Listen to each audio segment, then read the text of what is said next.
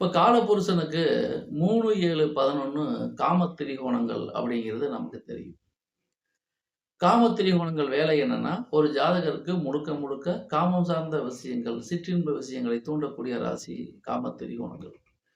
பொதுவா ஒரு ஜாதகத்துல மிதுனம், துலாம், கும்பம் இந்த ராசிகள் காமத்திரிகோண ராசிகள் அப்படின்னு சொல்லப்படுது. இப்போ இந்த 3 ராசிகள்லுமே ராகுவுடைய நட்சத்திரம் இருக்கு. திருவாதிரை, சுவாதி, சதயம். காமத்திரிகோணங்கள் ராசி ஒருத்தருக்கு லக்னமா வரலாம், ராசியா வரலாம். ஒருத்தருக்கு லக்னமே காற்று ராசிகள் தான். இப்போ மிதுனத்துல லக்னம் அமையுது. லக்னம் வாங்கிய சாரம் திருவாதிரை. அதே ஜாதகருக்கு துலா ராசி, சுவாதி நட்சத்திரம் அப்படின்னு வச்சுக்கோங்க. அப்ப இவருக்கு லக்னமும் காற்று ராசிகள் தான், ராசியும் காற்று ராசிகள் தான். அப்ப இந்த நபர் எப்படி இருப்பார் அப்படின்னா, இதை தவிர லக்னாதிபதினு சொல்லப்படுகின்ற புதன் இருக்கார் இல்லையா, அவரும் எங்க இருக்காரு? திருவாதிரையிலே இருக்காரு. ராசிநாதன் சொல்லப்படுகின்ற சுக்கிரன் இருக்கார் இல்லையா, அவரும் சுவாதியிலே இருக்கார். இந்த அமைப்பு வச்சுக்கங்க. அப்போ லக்னமும் லக்னாதிபதியும் காற்று ராசிகளில் ராகு நட்சத்திரத்தில், ராசியும் ராசி அதிபதியும் துலாத்தில் சுவாதி நட்சத்திரத்தில். அப்போ இந்த அமைப்புடைய ஜாதகர் எப்படி இருப்பார் அப்படின்னா, பந்தா, பகட்டு, ஆடம்பரம், டாம்பீகம், ரொம்ப எக்ஸ்ட்ரா வேகண்டா இருக்கிறது, ரொம்ப செலவழிக்கிறது, தன்னை ஒரு அல்ட்ரா மில்லியனர் மாதிரி காமிச்சுக்கிறது, கடை வாங்கியாவது செலவழிக்கிறது, ஊதாரித்தனமா இருக்கிறது, வீண் விரயங்கள் நிறையா பண்றதெல்லாம் பொதுவாக பண்ணிக்கிட்டே இருப்பார். ட்ரெஸ்ஸுக்கு, பெர்ஃப்யூமுக்கு, ஆர்னமெண்ட்டுக்கு, ஷூவுக்கு, எல்லாத்துக்கும் உடை சார்ந்த விஷயங்களுக்கு தேவை பண்ற செலவு கூட தேவையில்லாத செலவு தான். மற்றவங்களை அட்ராக்ட் பண்ணணும் அப்படிங்கிறதுக்காக நிறைய விஷயங்கள் பண்ணுவார். இது ஒரு ஜாலி ஃபெலோ தான். இந்த நபருக்கு அடிஷனலா பார்த்தீங்கன்னா, கும்பத்துல ராகு இருக்கு, சதய நட்சத்திரத்திலே இருக்கு. அவருக்கு ராகு திசையில ராகு புத்தி அல்லது ராகு திசையில சுக்கிர புத்தி நடக்குது. இந்த மனிதர் எப்படி இருப்பார்னா, எந்த வயதாக இருந்தாலும் சரி, இந்த அமைப்பு ஒருத்தருக்கு இருந்து அவருக்கு ராகு திசையில ராகு புத்தி, ராகு திசையில சுக்கிர புத்தியும் நடக்கும் பொழுது, கையில மல்லிகை பூ கட்டிக்கிட்டு தான் திரிவார். அந்த அளவுக்கு ஒரு மைனராக, காமம் சார்ந்த விஷயங்கள் நாட்டம் அதிகம் உடையவராக, பெண் பித்து உடையவராக இந்த நபர் காட்சியளிப்பார். அந்த ராகு திசையில சுக்கிர புத்தி நடக்கிறப்ப கொழுந்து விட்டு எரியும். அதை யாரும் கண்ட்ரோல் பண்ணி அணைக்கலாம் முடியாது. அவரா பார்த்து திருந்தவும் முடியாது. காட்டு தீ மாதிரி மடன்னு எரிஞ்சுக்கிட்டே இருக்கும். காமம், போகம், இச்சை, பெண்கள், மது, மாது, மங்கை, சூது என்னென்ன அட்டுழியம் பண்ணுவாரோ எல்லாத்தையும் பண்ணுவார்.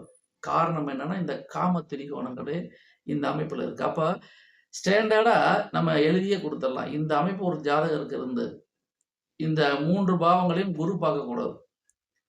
குரு பார்க்காம இருந்தாருன்னா கண்டிப்பா அந்த ஜாதகர் எப்படி இருப்பாரு? மிக மிக மூர்க்கத்தனமா தான் இருப்பார். இந்த 3 பாவங்கள்ல செவ்வாயும் சந்திரனும் சேர்ந்து பார்த்துட்டு வச்சுக்கங்க, எரியிற தீக்கு நெய் ஊத்துன மாதிரி, பெட்ரோல் ஊத்துன மாதிரி அந்த அளவுக்கு பத்திக்கும். குறிப்பா இந்த அமைப்பு ஒரு ஜாதகருக்கு இருந்து சம்பந்தப்பட்ட தசாபுத்திகள் நடக்கும் பொழுது அந்த ஜாதகர் அப்படித்தான் இருப்பார். ஏன்னா அவர் புரோகிராமிங் அப்படி. இதை வச்சு யாரையும் தப்பு ரைட்டா நம்ம சொல்ல முடியாது. காரணம் என்னன்னா, கிரகங்கள் அவங்களுடைய வேலையை செய்யும். ஏற்கனவே சிற்றின்ப பிரியராக இருப்பார். பொதுவாகவே இந்த லக்னம் ராசி அமைய பெற்றவர்கள் சிற்றின்ப பிரியராகத்தான் இருப்பார். ரொமான்ஸ் அவர் மனதிலிருந்து அகற்றவே முடியாது. எங்க பார்த்தாலும் பெண்கள் நினைப்பா தான் இருப்பார். பெண்கள் சார்ந்த விஷயங்கள் இவருக்கு மனசுல ஆசிலேஷன் ஆகும். ரோட்ல போனா கூட யாரும் கடந்து போனாங்கன்னா வீணா வச்ச மாதிரி ஒரு மனது கேட்கும். அப்படி திரும்பி பார்ப்பார். இதெல்லாம் நடைமுறையில் இருக்கக்கூடிய விஷயங்கள். காரணம் என்னன்னா, அந்த ஜாதக அமைப்பு அப்படி, கிரகங்கள் அமைப்பு அப்படி.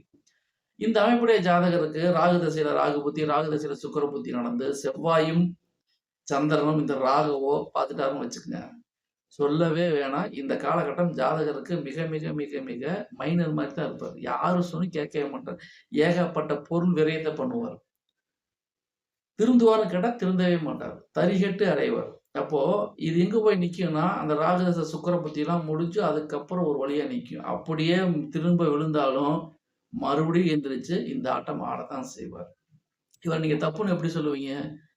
கிரகங்கள் காமத்திரிகோணங்கள், காற்று ராசி, அப்ப அதுல லக்னம் ராசியே விழுந்திருக்கு. லக்னாதிபதி அங்க தான் இருக்காரு. ராசி அதிபதி அங்க தான் இருக்காரு. இந்த போகக்காரகன் சுக்கிரன், ராகு வேற தசாபதி நடத்துறாரு. அப்படிங்கும் பொழுது, இத சலனக்காரகன், சபலக்காரகன் சந்திரன் பார்க்குறான். வீரியக்காரகன் செவ்வாயும் பார்க்குறான். அப்படிங்கும் பொழுது, அந்த மனுஷன் எப்படி இருப்பான்?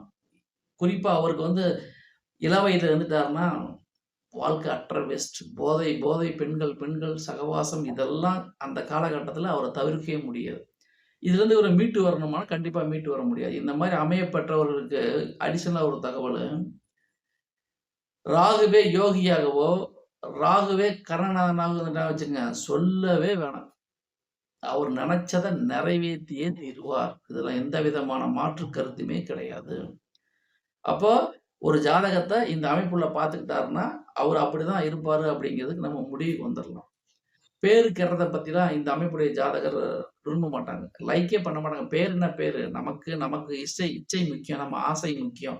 நம்ம எண்ணத்த பூரா நிறைவேத்திறணும். இதுதான் அவருக்கு வந்து மனசுல ஓடிட்டு இருக்குமே தவிர, அந்த காலகட்டத்தில போதை பழக்கத்தையோ, பெண்கள் பழக்கத்தையோ அவரால தவிர்க்கவே முடியாது. அந்த மாரி ஏஜ்ல இருக்கிறவங்க ஏற்கனவே கல்யாணம் ஆகியிருந்தாலும், நெறைய கீப் வச்சுக்கிறது, பெண்கள் சகவாசத்த பணத்த இழக்கிறது, இதெல்லாம் அந்த காலகட்டத்தில நடக்கும். பொதுவா இந்த அமைப்புடையவங்களுக்கு கையில எப்படி இருந்தாலும் காசு வந்துரும்.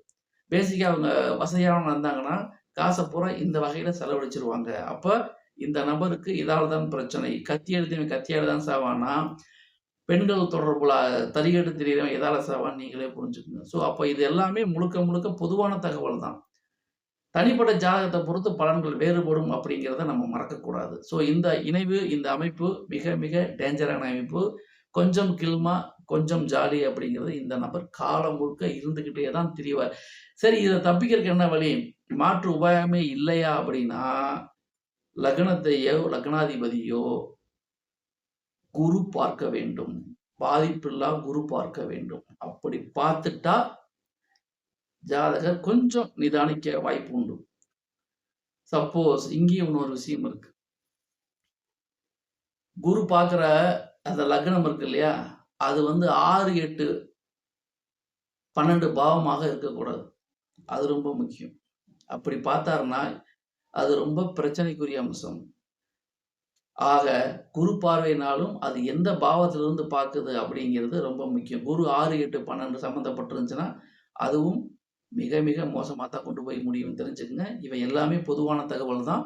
தனிப்பட்ட ஜாதகத்தை பொறுத்து, அதில் உள்ள கிரக அமைவுகளை பொறுத்து பலன்கள் வேறுபடும். நன்றி நேயர்களே! மீண்டும் அடுத்த பதிவில் வேறொரு தலைப்பில் உங்களை சந்திக்கின்றேன். அதுவரை உங்களிடமிருந்து விடைபெறுவது உங்கள் ஜெயம் வேணுகோபால். நன்றி, வணக்கம்.